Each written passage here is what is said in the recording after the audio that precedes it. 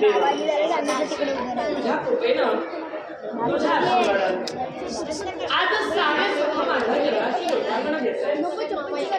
कोणत्याही गोष्टीची न्यूनता मात्र माझ्या जीवनात नाही, पण तरीही तुझ्या कृपेचा कृपानुसार सदैव माझ्या पाठीशी राहावा याच सच्चेनं आजही तुझ्या चरणी नतमस्तक आहे.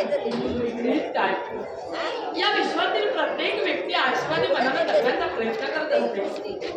आशेची किरण मनात तेवढ ठेवून जगणारी व्यक्ती, पण पुरुषांपेक्षा स्त्रियांच्या मनात अधिक अभिलाषा आणि त्याच अभिलाषा माझ्याही मनात वागत आहे. खरंच सुख म्हणजे काय, हे कुठं मिळेल, कसं मिळेल, हे अद्यापही कळलं नाही मला. ही श्रीमंती वैभव म्हणजे खरंच सुख असू शकेल का? नाही, मुळीच नाही.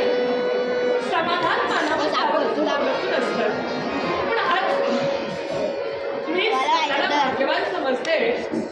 याला कारण ही लाख जनता, राजकर्ते सुब्रमण्य यांच्या मी 2 भार्या, मी मालिनी आणि माझी सबत म्हणजे माझी भगिनी नलिनी.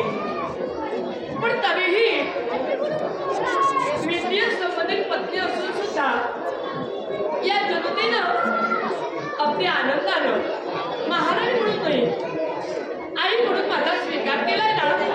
म्हणून माझं मन मला सांगतंय, हेच खरं सुख आहे. या जनतेचं प्रेम हेच खरं सुख आहे. या सुखात वावरत असताना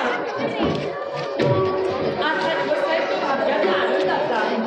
आम्हा दोघीने एक पुत्र नसल्याचा लाभ झाला, पण माझा गुरुग्रहात वावरतोय आणि नलिनीचा पुत्र आजच्या दिनी राज्यात येणार आहे.